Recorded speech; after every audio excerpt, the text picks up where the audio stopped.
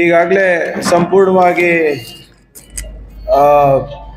Doctor Sharan Prakash ಸಾಹೇಬರು ಮತ್ತು ಅಲ್ಲಂ ಪ್ರಭು ಪಾಟೀಲ್ ಸಾಹೇಬರು ಬ್ರೀಫ್ ಮಾಡಿದ್ದಾರೆ. ಅದೇ ಹೆಚ್ಚೇನು ಅದ್ರ ಬಗ್ಗೆ ಚರ್ಚೆ ಮಾಡಲಿಕ್ಕೆ ಹೋಗಲ್ಲ. ಆದರೆ ವೈಯಕ್ತಿಕವಾಗಿ ನಾನು ಒಂದೆರಡು ವಿಷಯಗಳನ್ನು ತಮ್ಮ ಮುಂದೆ ಪ್ರಸ್ತಾಪ ಮಾಡಲಿಕ್ಕೆ ಬಯಸ್ತಾ ಇದ್ದೇನೆ. ಈಗ ಖರ್ಗೆ ಸಾಹೇಬ್ರ ರಾಜಕೀಯ ಜೀವನ ಅಂದರೆ ಈಗ ಆಲ್ಮೋಸ್ಟ್ ಈಗ 51ನೇ ವರ್ಷ ಎಲೆಕ್ಟೆಡ್ ಆಗಿ. ರಾಜಕೀಯ ಆಯಸ್ ಅವ್ರದ್ದು ಭಾಳ ಸುದೀರ್ಘವಾಗಿದ್ದರೆ ಅದೇ as an elected member it is 51 years. ನಾನು ಕೂಡ ಆ್ಯಕ್ಟಿವ್ ಎಲೆಕ್ಟ್ರಲ್ ಪೊಲಿಟಿಕ್ಸಿಗೆ ಬಂದು 20 ವರ್ಷ ಆಗ್ತಾಯಿದೆ. 20 ವರ್ಷ ಆಗ್ತಾಯಿದೆ. 4 ಎಲೆಕ್ಷನ್ ಮಾಡಿದ್ದೀವಿ.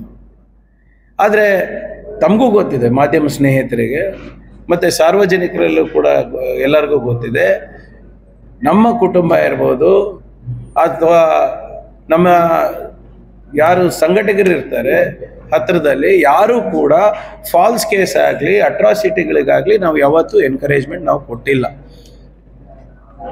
ಇಷ್ಟೊಂದು ಸುದೀರ್ಘವಾದಂಥ ರಾಜಕೀಯ ಏನು ಅವಧಿನಲ್ಲಿ ಒಂದು ಫಾಲ್ಸ್ ಕೇಸನ್ನು ನಾವು ಬುಕ್ ಮಾಡಿಸಿರೋದು ತೋರಿಸ್ಬಿಡಿ, ಅಥವಾ ಯಾವುದಾದ್ರೂ ಅಧಿಕಾರಿಗಳು ಇಲ್ಲ ಸರ್ ಪ್ರಿಯಾಂಕ್ ಖರ್ಗೆ ಅವ್ರ ಒತ್ತಡ ಇತ್ತು, ಖರ್ಗೆ ಸಾಹೇಬ್ರ ಒತ್ತಡ ಇತ್ತು, ಅಥವಾ ಪ್ರಿಯಾಂಕ್ ಖರ್ಗೆ ಅವರ ಬೆಂಬಲಿಗರ ಒತ್ತಡ ಇತ್ತು ಅಂದ್ಬಿಟ್ಟು ಯಾರಾದರೂ ಒಬ್ಬರು ಪೊಲೀಸ್ ಆಫೀಸರನ್ನು ಹೇಳಿದಾರ? ತಮಗೂ ಎಲ್ಲ ಕಡೆ ಮಾಹಿತಿ ಇರುತ್ತೆ. ಅಥವಾ ಯಾವುದಾದ್ರೂ ನಮ್ಮ ಯಾರು ಬ್ಲಾಕ್ ಅಧ್ಯಕ್ಷರು ಇರ್ಬೋದು, ಬೇರೆಯವರು ಇರ್ಬೋದು, ಆಗಿದೆ ಹಾಗೆ. ಗುರ್ಮೆಟ್ಕಲ್ನಲ್ಲಿ ಏನಾದರೂ ಕಾನೂನು ಸುವ್ಯವಸ್ಥೆ ಹದಗೆಟ್ಟೋಗಿತ್ತ? ನಿಮ್ಮ ಚಿತ್ತಾಪುರ್ನಲ್ಲಿ ಯಾವತ್ತನ ಹದಗೆಟ್ಟೋಗಿದೆಯಾ? ಅಟ್ರಾಸಿಟಿಗಳು ಸುರಿಮಳೆ ಏನಾದರೂ ಅಲ್ಲಿ ಆಗ್ತಾ ಇದೆ ಇವತ್ತು? ಇದನ್ನು ದಯವಿಟ್ಟು ತಮ್ಮ ಮುಖಾಂತರ ನಮ್ಮ ಜನರಿಗೆ ನಾನು ಸಂದೇಶವನ್ನು ಕಳಿಸ್ಲಿಕ್ಕೆ ಬಯಸ್ತಾ ಇದ್ದೀನಿ. ಇದು BJPಯವರ ಒಂದು ಟೂಲ್ ಕಿಟ್ಟನ್ನು ಇವರು ಜಾರಿಗೆ ಮಾಡಿದ್ದಾರೆ. ಇವತ್ತು ಏನು ನಾವು ಉತ್ತರ ಪ್ರದೇಶ್, ಮಧ್ಯಪ್ರದೇಶ್, ದಕ್ಷಿಣ ಕನ್ನಡ, ಉತ್ತರ ಕನ್ನಡದಲ್ಲಿ ನೋಡ್ತಾ ಇದ್ದೀವಿ. ಇದು ಪ್ರಯೋಗ ಈಗ ಕಲಬುರಗಿನಲ್ಲಿ ಪ್ರಯತ್ನ ಮಾಡ್ತಾ ಇದ್ದಾರೆ. ನೀವು ಹೋಲಿಕೆ ಮಾಡಿ, ಕಳೆದ ಈ ಚುನಾವಣೆ ಆದಾಗಿಂದ ನಾವು ಯಾವ ವಿಷಯ ತಗೊಂಡಿದ್ದೀವಿ, ಅವ್ರು ಯಾವ ವಿಷಯ ತಗೊಂಡಿದ್ದಾರೆ. ನಾವು ಡೆವಲಪ್ಮೆಂಟ್ ವಿಚಾರ ತಗೊಂಡಿದ್ದೀವಿ. ಉಮೇಶ್ ಜಾಧವ್ ಅವರಿಗೆ ಲೆಕ್ಕ ಕೊಡಿ ಅಂತ ಕೇಳ್ತಾ ಇದ್ದೀವಿ. ಇವ್ರು ಏನು ಮಾಡ್ತಾ ಇದ್ದಾರೆ? ಬರೇ ಹಿಂದೂ ಮುಸಲ್ಮಾನ, Lingayat versus SC, Kurba versus SC versus other communities, ಇದೇ ಮಾಡ್ತಾ ಇರೋದು. ತಾವು ಎಲ್ಲ ಪ್ರಬುದ್ಧರಿದ್ರಿ, ಅವ್ರದ್ದೇನು ಅಜೆಂಡಾ ಇದೆ ಹೇಳ್ರಿ ಇವತ್ತು? ಅದಕ್ಕೆ ಚುನಾವಣೆ ಬಂದಾಗೆಲ್ಲ ಇವರು ಏನದು ಇವ್ರ ಬಣ್ಣಗಳು ಬದಲಾಯಿಸ್ತಾರೆ. ತಮ್ಗೆ ನೆನಪಿದ್ರೆ ನಿಮ್ಮ ಕಲಬುರಗಿ ಉತ್ತರ ಅಭ್ಯರ್ಥಿ ಹೋದ ಬಾರಿ ಏನು ಹೇಳಿದ್ರು? ನಾನು ಹಿಂದೂ ಸಮಾಜದಲ್ಲಿ ಹುಟ್ಟು ತಪ್ಪಾಯ್ತು, ನನಗೆ ಕುರೇಶಿಯವರೇ ನಮ್ಮ ತಾಯಿಯವರು ಅಂತ ಹೇಳಿಲ್ವಾ? ಅವಾಗೇನೋ ಅವಮಾನ ಆಗಿಲ್ವಾ ಧರ್ಮಕ್ಕೆ? ಇದು ನಡೆದ ಘಟನೆ ಅಲ್ಲ, ಎಲ್ಲರೂ ತಾವು ನೋಡಿದ್ದೀರಾ. ಅವಾಗೇನಾಗಿತ್ತು? ಇವತ್ತು ಅವ್ರದ್ದು ಕಮ್ಯುನಲ್ ಅಜೆಂಡಾ ಇದೆ, ನಮ್ಮದು ಡೆವಲಪ್ಮೆಂಟ್ ಅಜೆಂಡಾ ಇದೆ. ನೀವು ಕೇಳ್ತಾ ಇದ್ರಿ ಏನು ಮಾಡ್ತೀರಾ ರಾಧಾಕೃಷ್ಣ ಅವರು, ಅವ್ರು ಏನು ಮಾಡ್ತಾರೆ ರಾಧಾಕೃಷ್ಣ ಅವರು, ಕಾಂಗ್ರೆಸ್ನವ್ರು ಏನು ಮಾಡ್ತಾರೆ ಹೊಸದಾಗಿ? ಖರ್ಗೆ ಸಾಹೇಬ್ರು ಅದು ಮಾಡಿದ್ರು, ಇದು ಮಾಡಿದ್ರು, ಶರಣ್ ಪ್ರಕಾಶ್ ಅವ್ರು ಮಾಡಿದ್ರು, BR ಪಾಟೀಲ್ ಸಾಹೇಬ್ರು ಮಾಡಿದ್ರು, ನೀವು ಮಾಡಿದ್ದೀರಾ? ನೀವು ಹೇಗೆ ರಾಧಾಕೃಷ್ಣ? ನಾವು ಪ್ರಾಮಾಣಿಕವಾಗಿ ಒಂದು ಮ್ಯಾನಿಫೆಸ್ಟೋವನ್ನು ತಯಾರು ಮಾಡಿದ್ದೀವಿ, ಲೋಕಲ್ ಮ್ಯಾನಿಫೆಸ್ಟೋ. ಕಲಬುರಗಿ ನೆಕ್ಸ್ಟ್ ಅಂತ ಲೋಕಾರ್ಪಣೆ ಮಾಡಿದ್ದೀವಿ, ಸಾರ್ವಜನಿಕರಿಗೆ ಚರ್ಚೆಗೆ ಬಿಟ್ಟಿದ್ದೀವಿ. ಅದರಲ್ಲಿ ಏನಾದರೂ ಲೋಪ ಇದೆ ತಿದ್ಕೊಳ್ಳಿಕ್ಕೆ ತಯಾರಿದ್ದೀವಿ. ಮುಂದಿನ ಕಲಬುರಗಿ ಹೇಗಿರಬೇಕು ಒಂದು ಸಂಕಲ್ಪವನ್ನು, ಒಂದು ಹೊಸ ಸಂಕಲ್ಪವನ್ನು ನಾವು ಕೊಟ್ಟಿದ್ದೀವಿ. ಅವ್ರೇನು ಮಾಡಿದ್ದಾರೆ?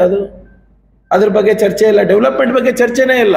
ಕಳೆದ ಪ್ರಾಜೆಕ್ಟ್ ಎಲ್ಲಿ ಹೋಗಿದೆ ಚರ್ಚೆ ಇಲ್ಲ, ಮುಂದಿನ ನೀಲಿ ನಕ್ಷೆ ಇಲ್ಲ, ಹಿಂದಿನ ಏನು ಮಾಡಿದ್ದಾರೆ ಲೆಕ್ಕ ಇಲ್ಲ.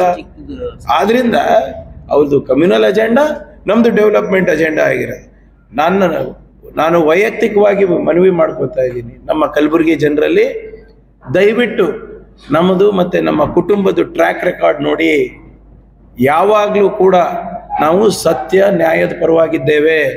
ಬಸವ ತತ್ವ, ಬುದ್ಧ ತತ್ವ, ಸಂವಿಧಾನವನ್ನು ನಂಬಿದ್ದೇವೆ, ಅಳವಡಿಸ್ಕೊಂಡಿದ್ದೇವೆ. ನಮ್ಮ ಕಾರ್ಯದಲ್ಲಿರ್ಬೋದು, ನಮಗೆ ಅಧಿಕಾರ ಸಿಕ್ಕಿದಾಗ ನಮ್ಮ ಯೋಜನೆಗಳಲ್ಲಿರ್ಬೋದು. ಅರಿವು ಕೇಂದ್ರ ಯಾರು ಮಾಡಿರೋದು? ನಾವು ಮಾಡಿರೋದು. ನಾನು ನನ್ನ ಗ್ರಾಮೀಣ ಅಭಿವೃದ್ಧಿ ಸಚಿವನಾಗಿ ಅರಿವು ಕೇಂದ್ರ ಮಾಡಿರೋದು. ಯಾರಿಂದ ಸ್ಫೂರ್ತಿ ಪಡೆದಿರೋದು? ಬಸವಣ್ಣನವರ ಅರಿವೇ ಗುರು ಅಂತ ಸ್ಫೂರ್ತಿ ಪಡೆದಿರೋದು. ಸಾಂಸ್ಕೃತಿಕ ನಾಯಕ ಮಾಡಬೇಕಾದ್ರೆ ಇವರೆಲ್ಲ ಯಾರಾದರೂ ಲೆಟರ್ ಕೊಟ್ಟಿದ್ರ? BJP ನಾಯಕರು ಏನು ಕಾಂಟ್ರಿಬ್ಯೂಷನ್ ಇತ್ತು? ನಾವಂತ ತತ್ವ ಇದ್ದರೆ ನಮ್ಮಂಥ ಸಮಾಜಗಳಿಗೆ ನ್ಯಾಯ ಸಿಗುತ್ತೆ ಅಂದ್ಬಿಟ್ಟು ಸಾಮಾಜಿಕ ಸಾಂಸ್ಕೃತಿಕ ನಾಯಕ ರಾಜ್ಯದ ಸಾಂಸ್ಕೃತಿಕ ನಾಯಕ ಅಂತ ನಾನು ಬರೆದೆ. ಯಾರೂ ನನಗೆ ಮನವಿ ಮಾಡಿರಲಿಲ್ಲ. ಯಾಕಂದ್ರೆ ಈ ತತ್ವದಲ್ಲಿ ಸಂವಿಧಾನ ಅಡಗಿದೆ, ಈ ತತ್ವದಲ್ಲಿ ಸಮಾನತೆ ಇದೆ ಅಂದ್ಬಿಟ್ಟು ನಾವು ಮಾಡ್ತಾ ಇರೋದು. ವಚನ ಸಂಗ್ರಹಾಲಯಗೆ ಯಾವ ಬಿಜೆಪಿ ನಾಯಕರು ಲೆಟರ್ ಕೊಟ್ಟಿದ್ರು? ಯಾರನ್ನ ಬಂದು ನನಗೆ ಹೇಳಿದ್ರು? ಯಾರೂ ಇಲ್ಲ. ನಮ್ದು ಒಂದು ವಚನದ ಕೇಂದ್ರ ಆಗ್ಬೇಕು, ಬಸವ ತತ್ವದ ಕೇಂದ್ರ ಆಗ್ಬೇಕು, ಬುದ್ಧ ತತ್ವದ ಕೇಂದ್ರ ಆಗ್ಬೇಕು. ಇಲ್ಲಾಗ್ಲೇ ಸನ್ನತಿ ಇದೆ, ಇಲ್ಲಿ ಬಸವಣ್ಣನವ್ರದ್ದು ಒಂದಾದ್ರೆ ನಮ್ಮ ಕಲಬುರಗಿ ಜಿಲ್ಲೆ ಸಮಾಜ ಚೆನ್ನಾಗಿರುತ್ತೆ ಅಂದ್ಬಿಟ್ಟು ವಚನ ಸಂಗ್ರಹಾಲಯ ನಾನು ಸ್ಥಾಪನೆ ಮಾಡ್ಲಿಕ್ಕೆ ಮುಂದಾಗಿದ್ದು. 5 ಕೋಟಿಯನ್ನ ನಾನು ಬಜೆಟ್ನಲ್ಲಿ ಅನೌನ್ಸ್ ಮಾಡಿದ್ದು. ನಮ್ಮ ಬಿ ಆರ್ ಪಾಟೀಲ್ ಸಾಹೇಬ್ರ ಅವತ್ತು ರಾತ್ರಿ ಇದ್ರು ಊಟ ಟೈಮ್ನಲ್ಲಿ. ಅವರು ಒಂದು ಯೂನಿವರ್ಸಿಟಿ ಆಫ್ ಫಿಲಾಸಫಿ, ಬಸವ ಫಿಲಾಸಫಿನೇ ಮಾಡೋಣ ಅಂತ ಹೇಳಿದ್ರು. ಇವಾಗ ಬೇಡ, ಮುಂದೆ ನಾವು ನೋಡೋಣ ಅಂದಾಗ ವಚನ ಸಂಗ್ರಹಾಲಯಕ್ಕೆ ಒಪ್ಕೊಂಡ್ರು ಸರ್. ತಮ್ಗೆ ರಾತ್ರಿ 1 ಗಂಟೆಗೆ CM ಅವ್ರ ಮನೆಯಲ್ಲಿ. ಇದು ನಮ್ಮ ಬದ್ಧತೆ ಇದೆ ಬಸವ ತತ್ವಕ್ಕೆ, ಇದು ನಮ್ಮ ಬದ್ಧತೆ ಇದೆ ಈ ಸಿದ್ಧಾಂತಕ್ಕೆ. ನಿಮ್ಮ ಬದ್ಧತೆ ಏನಿದೆ? ಚುನಾವಣೆ ಬಂದಾಗ ಜಾತಿನಲ್ಲಿ ಜಗಳ ಹಚ್ಚೋದು. ನಿಮ್ಗೆ ಬೇಕಾದಾಗ ನೀವು ಮೈನಾರಿಟಿ ಆಗ್ತೀರಾ, ನಿಮ್ಗೆ ಬೇಕಾದಾಗ ನೀವು ಲಿಂಗಾಯತ ಧರ್ಮದ ರಕ್ಷಕರಾಗ್ತೀರಾ. ಒಂದು ಕರೆಕ್ಟಾಗಿ ಮಾತನಾಡೋದು ಕಲಿಬೇಕು BJP ಅವರು. ಈಗಾಗಲೇ ನಾನು ಯಾವಾಗಲೂ ಕೂಡ ಹೇಳಿದ್ದೀನಿ, ಕಾನೂನು ಸುವ್ಯವಸ್ಥೆ ನಮ್ಮ 6ನೇ ಗ್ಯಾರಂಟಿ ಅಂತ.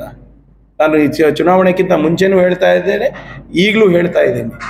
Law and order is priority for the government of Karnataka. And ಇಲ್ಲಿ ನಾನು ಜಿಲ್ಲಾ ಉಸ್ತುವಾರಿ ಸಚಿವನಾಗಿದ್ದಾಗ ಎಲ್ಲರ ಸಹಕಾರದಿಂದ ನಾವು ಒಂದು ನಿಯಂತ್ರಣವನ್ನು ನಾವು ಮಾಡಿದ್ದೇವೆ. ಇದನ್ನ ಎಲ್ಲರಿಗೂ, ಯಾರೇ ಕಾನೂನನ್ನ ಕೈ ತಗೊಳ್ಳಿಕ್ಕೆ ನಾವು ಬಿಡೋದಿಲ್ಲ. ಯಾವುದೇ ಸಮಾಜದವ್ರು ಇರ್ಬೋದು. We are here to protect and preserve